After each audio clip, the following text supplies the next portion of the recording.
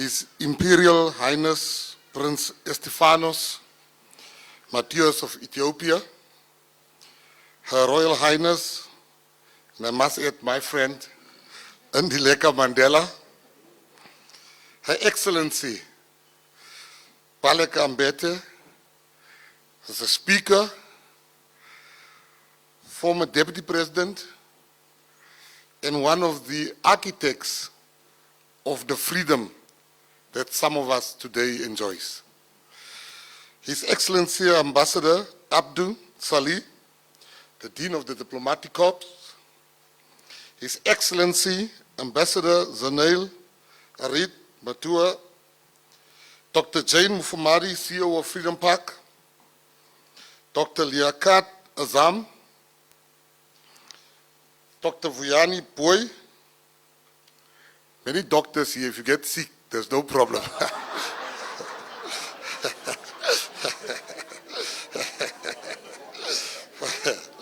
With His Excellency Nelson Mufa, Resident Coordinator, UAE Ambassador Maash Almeli, Turkey Ambassador Asha Gul Kandash, Russian Ambassador Ilya Rogachev, I hope he's named after my favorite Russian poet, Ilya, Indonesian Ambassador Mr. Wahan, Burundi Ambassador Alexis Bukuru, Japanese First Secretary Chubachi, and if I haven't mentioned your name, I'm still standing on that very same protocol that was mentioned.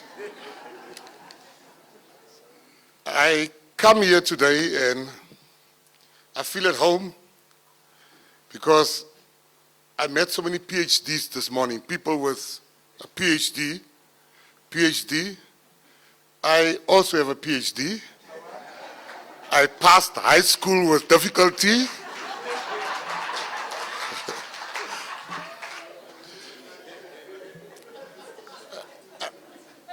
I would like to tell you the most frequent question I get asked, will the GNU last?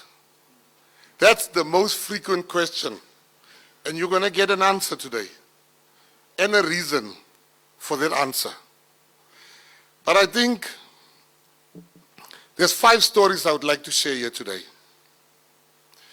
And you see, I don't have a paper in front of me because I'm speaking about Nelson Mandela. I'm speaking about the most talked about man in the whole world.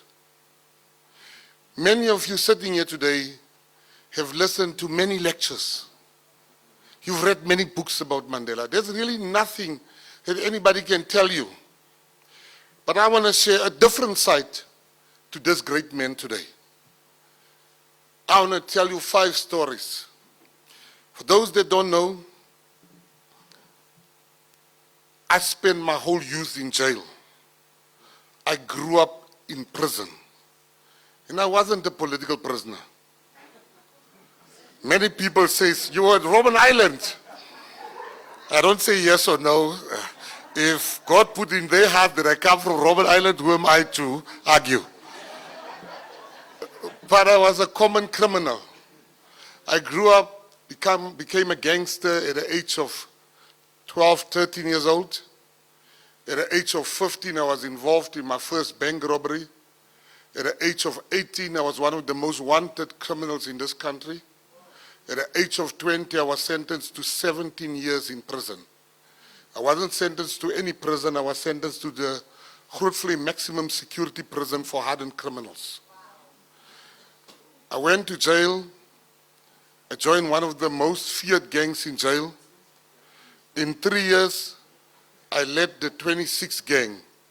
And just for the ambassadors that's here, in South African prisons, you get 5 gangs everywhere, very organized. Gang number 1 is the 26th gang. They're the capitalists of the system. They're there for money-related issues. Gang number 2, you get the 27 gang. They violent, they stab, kill. Gang number 3 is the 28 gang. Got involved in sexual activity in jail and violence. Gang number 4 is the Big Five gang. They're the guys that work with the cops, that inform. Gang number 5 is the Royal Air Force. They're the guys that escape. I don't know much about them because they're never there. But I became a member of the 26 gang. And I went from being an honorary member to leading the 26 gang. And I was extremely racist. I hated white people with a passion. I hated white people extremely. And I was released from jail. But just before I went to jail, Nelson Mandela broke my heart. Nelson Mandela stabbed many of us then in the back. Nelson Mandela betrayed many of us then. When we heard Nelson Mandela was coming out, I remember for the first time I woke up at 5 a.m. in the morning. My mother said, "Where are you going?" I said, "Mom, don't worry where I'm going. I'm coming back with good news." She said, "No, I want you to paint the roof of the house." I said, "Don't worry about painting this nonsensical house. Where I'm going, Mandela's coming out. I'm going to choose the house of a white man in town." And I went to town, went to look at the most nicest house, former President Balekambet. Because I knew Mandela's coming out, we're going to take the white people's houses. Because there's so many black people, I had to choose 2 or 3 houses, just in case somebody had my dream house in mind. And we were ready when Nelson Mandela came in. And Nelson Mandela stepped us in the back and he spoke about reconciliation. Now, many of us didn't understand what is reconciliation. And we asked the educated people, is it time for us to go and repossess? And they said no. Mandela said we must work with white people. We were very disappointed. Went to jail. Nelson Mandela was outside and he said in one of his speeches, how a society treats its prisoners is how you should judge that society. 2 days after that speech, we were no longer sleeping on thin mattresses. We got beds, mattresses, extra blankets because of that speech. And I didn't really forgive him totally, but I was on my way to forgiveness. I mean, you can't compare a house to a blanket, but yeah, and a mattress. And I came, when I was in jail, the number 1 rule about jail is that you don't interfere with a gang, with the work of another gang.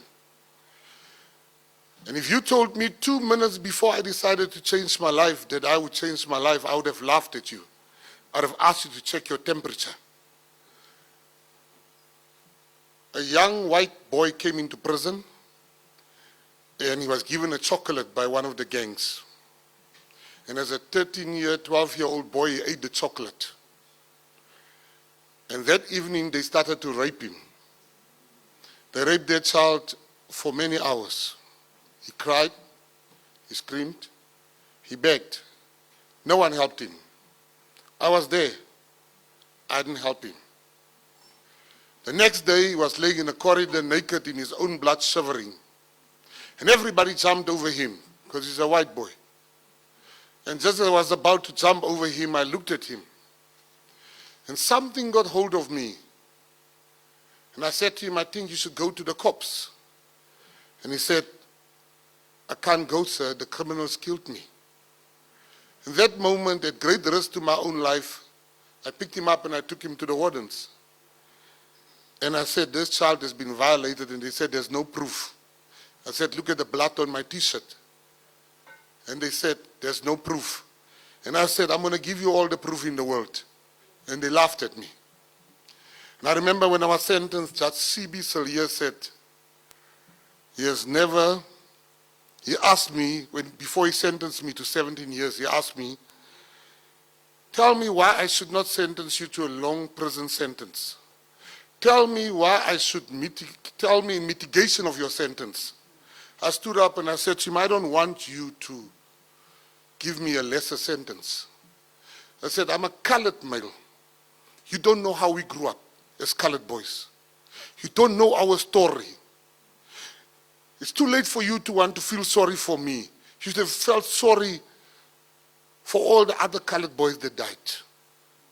I don't want your mitigation. Do what you want to do. I need to go. And he said he's never met somebody, he's never sentenced somebody that has a potential to become somebody in life. And Judge Sibisel here said, you are one of the most intelligent people I've had in my court. I'm sentencing you because I know you can make a change in your life. Went to jail, and I decided I'm going to help this boy, and he was white. And I called my mother. Now, one thing about women, that you get to learn that now. They know when they're being lied to. They just sometimes act like they don't know. So when we men lie, they know you lie, but they act like they don't know. So I called my mother. I said to my mom, Mom, I'm changing my life. My mother said, Amen, my child. What? I said, Mom, I need you to do something for me. She said, anything you want, my boy. I said, Mom, I need you to buy me a book on how to operate a secret video camera. My mom was so excited for my change. I asked for one book. She sent me 14 books to jail. I had to tear off the cover so people couldn't see what I was reading. Long story short, I read those books. I studied those books for 6 months. I read nothing else. And I took the money I made from drug selling in jail, and I told my sister, and I got another friend of mine to call his brother to bring us cameras. And we had to dismantle those cameras. We smuggled those cameras in bit by bit, screw by screw, part by part, wire by wire. And we made a video in jail of how they sell children in the sex trade in jail. We made a video of all the guns that's being smuggled. We made a video of how prisoners are truly being treated. And President Nelson Mandela President Thabo Mbeki then sent a commission called the Jali Commission of Inquiry. I was already 6 months before my release, but I came out of jail, and the 6 months, I was released early for good behavior. When I came out of jail, it is the norm. When you've been a general in jail, you come out, you must get a push, a start, what you would call seed funding to start your criminal empire. And I refused the seed funding, and I asked my mother. I was living by my parents' house, small house. And every day I would see, I was on parole, I would see these white kids in our neighborhood. And I asked my mother, what are they doing here? And she said, they're coming to buy drugs. And I said, which school are they at? She's like, Great College, St. Michael's. Next morning I went to the principal of the school and I said, your kids are buying drugs, I would like to tell them about the dangers of jail. And he allowed me to speak at Great College to his children.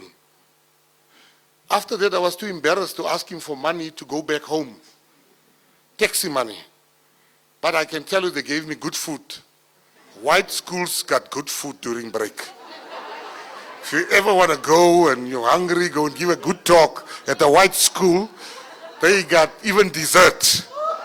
They don't just say, thank you, Ralebua, utle hape. No. They feed you.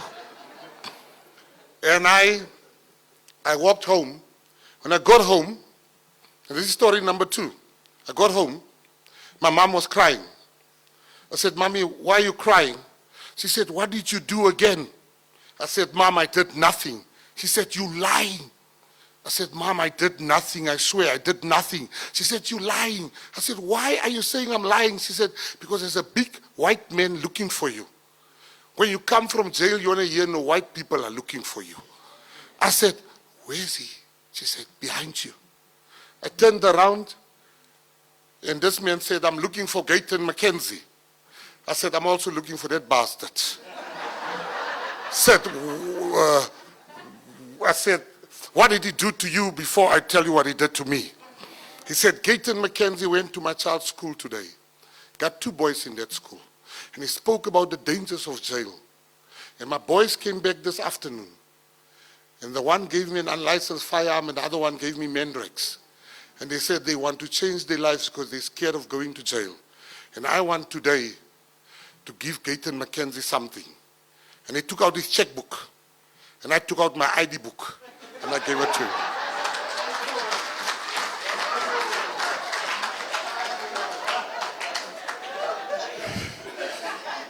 And I remember he had the check in his hand and I said, don't give me a check. Give me a job. He said, yeah, I think I'll give you a job at my company. So he worked at a company called Chop Security. No, the whole car was branded Chop, Chop, Chop, Chop, Chop, Chop. When I jumped in, my neighbor says, ha, did you see? He got arrested again. They took him again. I went. I got a job in 2003. I was paid 1,000 rands a month at Chop Security. I had nothing. And I worked, and after a few months they called me in. And I remember one of the funniest things in my life. In jail, when you say no, this is what you do. When you say yes, because the warders look at you from the top. So when a guy says you have drugs, you go. It means yes to the 2 of you. But to the warden, it means no. So they asked, they said, Mr. McKenzie, you've been working here for 6 months. We took a bet that you wouldn't last 3 days. We want to give you an increase to 20,000. Do you accept? I said, they said, can you go stand outside quickly? So I went outside like, yes, yes, yes. Then I realized, hey, I just said no. While they deliberating, I wanted to come back. They said, no, wait. I said, no, I just want to say something. No, you're right. You've been doing a great job here. Will you accept 40? I said, yes, I will accept 40. I will accept 40. And they said to me, do you know how to be a motivational speaker? I said, yes. And I didn't really know how to be a motivational speaker. And there's a lady called Ria de Villiers, a white lady. And I went to her school. And I said, can you teach me how to be a motivational speaker?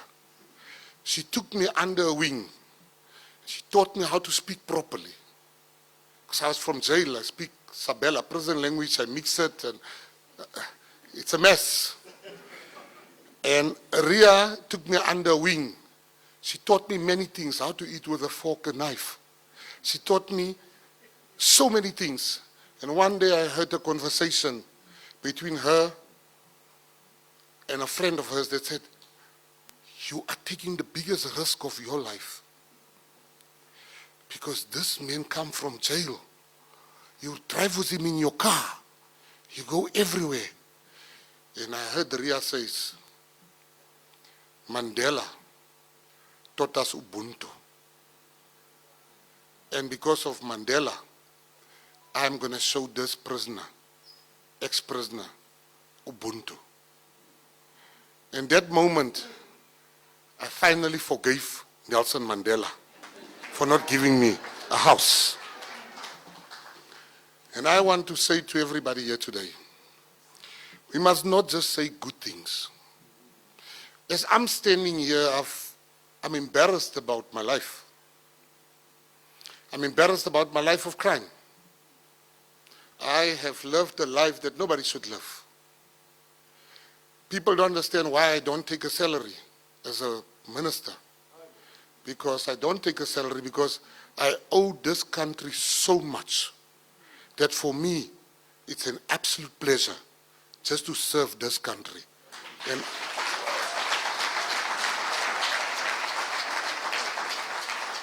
people have forgiven me. People have forgiven me because Nelson Mandela taught us forgiveness. I am the product of the kindness of strangers. I am what I am because there was a man that lived called Nelson Rolihlahla Mandela. Nelson Mandela is our North Star. Nelson Mandela is the best thing that ever happened to us. And my call today is for each and everybody here to find the Mandela in you. Because so many of us has moved away from the Mandela in us. South Africa has walked away. We have failed Nelson Mandela.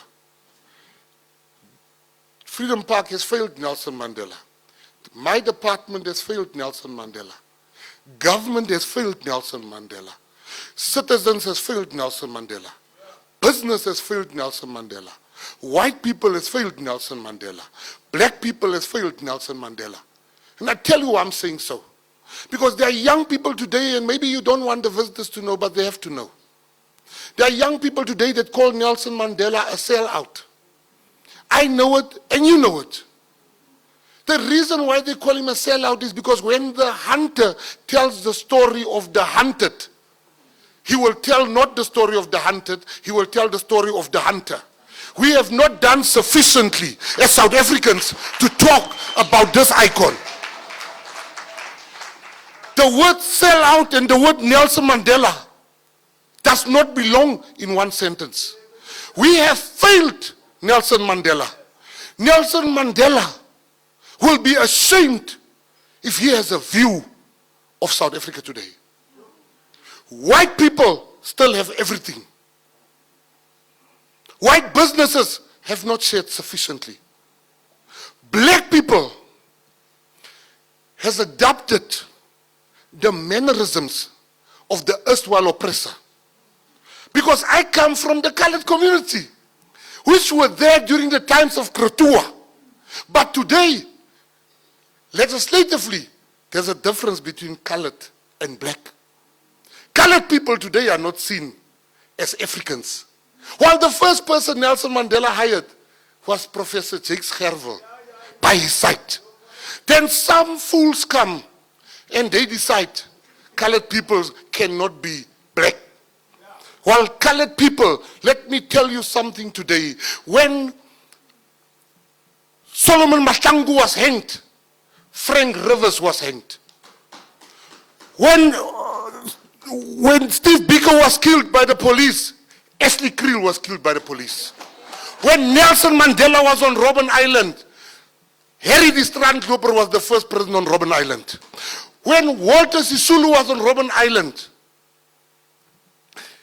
South Africa had many other prisoners on Robben Island. I came here today to tell you, we are one people. The way Nelson Mandela never saw Ahmed Kathrada as lesser than him. But legislatively, Indian people are not being treated the same as black people in this country. Colored people are not the same. We need to look in the mirror and fix that.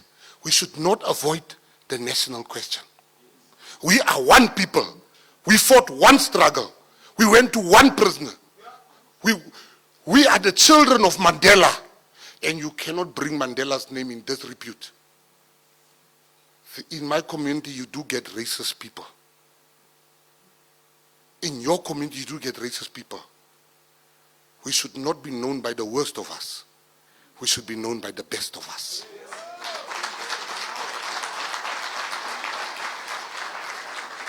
This man, I went to Guernsey, and the gentleman that drove the taxi didn't know where South Africa was. And when I said, Mandela, his face lit up. He said, Mandela country! And he didn't want me to pay.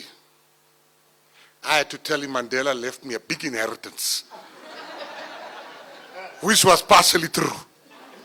So, at this august moment, where are we as South Africans? You should never have asked me to come and speak here. If you wanted me to come and give you poetry and nice things about Nelson Mandela. Nelson Mandela made one mistake. He said he was not a saint. I tell you, Nelson Mandela was a saint. Nelson Mandela has given us something that must live in us for the rest of our lives. Nelson Rolihlahla Mandela sacrificed everything for us not to be divided, but to be united. I was criticized in my maiden speech. I was asked by the EFF, why can you agree, what is your stance when it comes to the STEM in the national anthem as the Minister of Sport, Arts and Culture?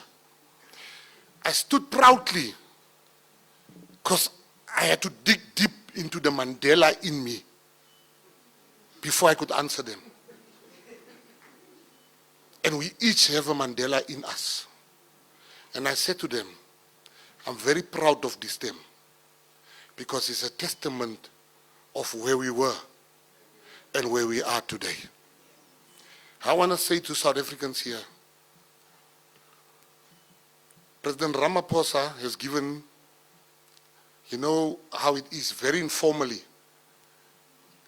The leaders in the GNU, we would talk, what do you want? What do you want? Which ministry you want? And I said, I want Home Affairs for particular reasons which I will just elaborate on shortly. And I said, I want police as number 2. And I asked my friends, what can I say as number 3? And I never knew my friends are so selfish and such cheapskates. Because they then, Mambaleka, they then said, I must get sport. Because they want free tickets. It wasn't for any good reason. It was for very selfish reasons. Because I love my selfish friends. I then said, sport, arts and culture. When the president called at 6:30 p.m. and he said, Mr. Gayton, McKenzie, it would be my pleasure if you serve in my cabinet, and I want you to serve in the portfolio of sport, arts and culture. I was being polite. I was like, yeah, thank you. I wasn't particularly happy. But I want to make a confession here today. If the president calls me tomorrow and he says to me, you can have police or home affairs, I will refuse because I'm at the best place in South Africa. I love this portfolio. I'm going to change the way things has happened in the past because this portfolio is a portfolio called social cohesion. We must come together as white, black in South Africa. We are one nation. We are the children of Nelson Mandela. We should not let people divide us. The first thing I'm going to do, every school in this country, I'm going to meet with the Minister of Education, should teach children about Nelson Rolihlahla Mandela. Every institution must be taught. I'm going to speak to the Minister of Prisons that there must be lessons in jail about Nelson Mandela. Then we will have fewer people coming out of jail with the intention of still continuing with a life of crime. Because here we have a man that has been given to this country to change the unchangeable. And you must never forget that we are the children of Nelson Mandela. And as a Minister of Sport, Arts and Culture, I want to say to you, many people see this department as a lesser department. They are about to see. I'm already, truth must be told, I'm already the best minister. I'm not saying that. News 24, my biggest hater, said that this morning. So who am I to argue with my haters if they think I'm great? But I want to end this by telling you about the GNU. You know, great men take the road less traveled. It was very easy for Nelson Mandela to be populist. But he didn't. he took a decision. We all look forward to the name of the Springbok. Mandela was a saint. We all look forward to the Springbok name change. Majority of us sport people. Nelson Mandela fought, and he said, we shall retain the name of the Springbok. Today, the Springboks are the ones keeping this country together. And that we have to admit. Mandela saw that 30 years ago. What us mere mortals are only seeing now. Somebody says, how dare you have such a xenophobe speak at such a function like today? I was jumping in the plane, and a lady was sitting next to me, only the two of us. She's a Zimbabwean, and she was shivering. And I asked her, are you cold? And she was scared to speak. And she said, I'm scared of you. I said, why? She said, because you hate foreigners. I engaged her for 2 hours from Cape Town. And I said to her that the great Nelson Mandela, the Ethiopians had to give him a passport because he loves law and order. He didn't go to other countries on the back of a crocodile. He had to get a passport from the Ethiopians because he understands countries have rules. I explained to the lady that I am not xenophobic, but every country has laws that needs to be followed. Because when you kill somebody here, we want to be able to find you. But if you are undocumented, we will not be able to find you. And there are some amongst us that is using foreigners, illegal foreigners, to reverse the gains of the freedom fighters. Because then they don't need to pay them a living wage. Then they don't need to register them for UIH. They still want back the kafir mentality that they can lord over people with a darker color than them. Hence, they act like they care for those foreigners. And they don't. They are using them because they want to lord over them the way they lorded over us before we were released from the bondage of apartheid. You have scientists from Zimbabwe being gardeners in this country. How can that be right? You have teachers being waiters from Zimbabwe. How can that be right? They are being exploited. I will never be a spectator to the exploitation of another black man or white man or colored man for as long as I'm alive.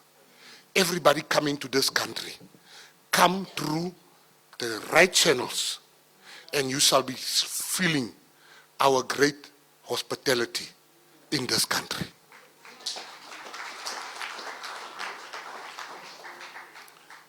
I want to tell you about the GNU because I think my time is over.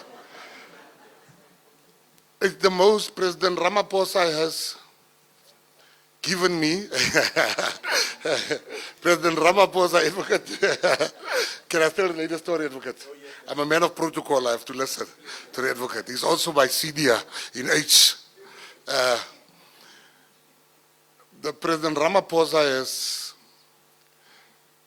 was invited by President Macron a week ago or 2 weeks ago. And President Ramaphosa said no, he would not be able to make it, but I will represent him. And when I was in Paris, I was invited, I was telling the former deputy president, I was invited to all these big events that the other ministers of other countries were not invited to. The first three I felt very important. I thought it's maybe my intellect, but I soon realized it has nothing to do with my intellect. It has all to do with the GNU. They are curious about the GNU, the presidents of other countries, and that's why they invited me. But I still enjoy the food and the nice seats that the president sat on. And I'm here today to tell you, I heard Mr. Malema said it's not going to last. I hear people say the GNU is not going to last. I came here today to tell you the GNU, and you must take it from the bad boy of the GNU.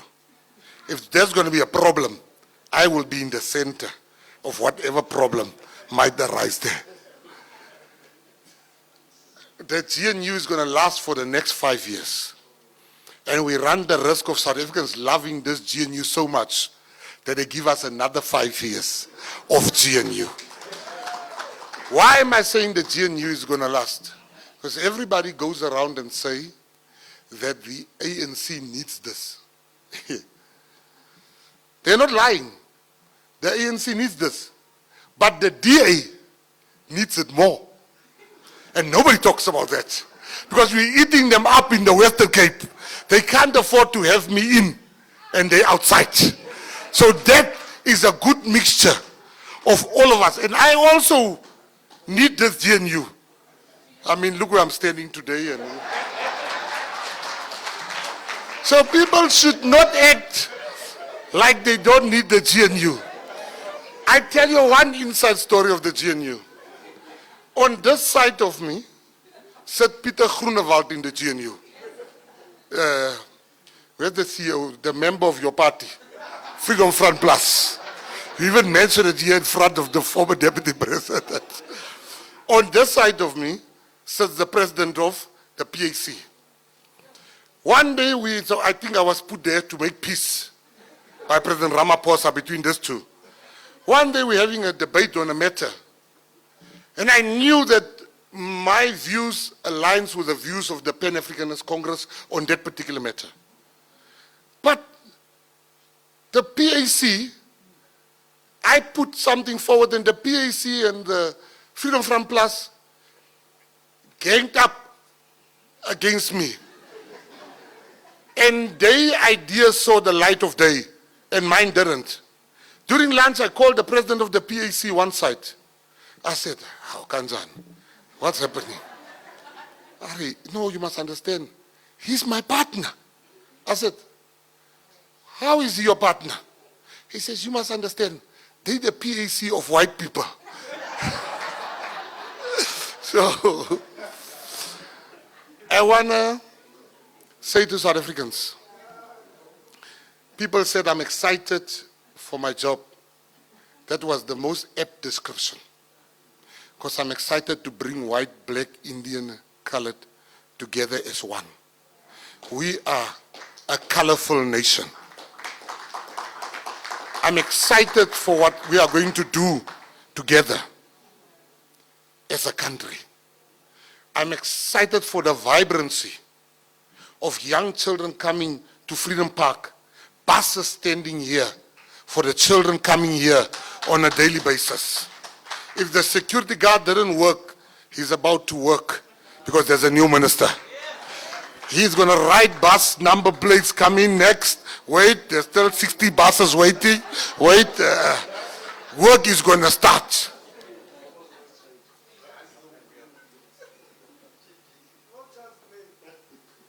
Now to everyone here, I beg you. You know, President Cyril Ramaphosa was in the shadow of Nelson Mandela. He was there when he came out of jail. He was there throughout his career. He had him on speed dial. And I can tell you, he has learned. And today I want you to know that President Cyril Matamela Ramaphosa took the road less traveled. The easiest way for the ANC to be in power was only to involve two parties, PA and EFF. But that wasn't the road less traveled. Because you make me angry, I'm out of there, you'll be out of power. But he chose the most difficult path.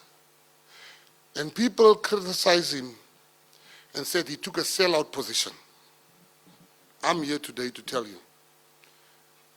I didn't speak to Cyril Ramaphosa, President Cyril Ramaphosa. I didn't like President Cyril Ramaphosa. I spoke ill about President Cyril Ramaphosa. I've never had a day in my life where I spoke well about President Cyril Ramaphosa. He knew that, I knew that, we were enemies. But he looked deep inside himself for the Mandela in him. And he appointed a man as in his cabinet that never spoke well of him. He put his personal feelings towards me aside. and he put the country first. And for you to come here and say that will not last. And I want to say to those that say President Cyril Ramaphosa sold out, including in the ANC, you don't know how you missed the bullet. If you were leaving the fate of the ANC in the hands of me and Julius Malema, you might have been out of power already. But because he's a visionary, he understood, even if I get angry and I leave, that GNU is still standing. He put the country first. And I want to end by telling everybody here, the lady that taught me how to speak properly, she did it because of Mandela. She found the Mandela in her. The gentleman that gave me my first job found the Mandela in him. Cyril Ramaphosa, by bringing everyone together like Mandela did, found the Mandela in him. When I helped that young boy, despite being a racist, I found the Mandela in me. And I'm wishing and praying today and instructing you, it's time for us all to find the Mandela in us. Thank you very much.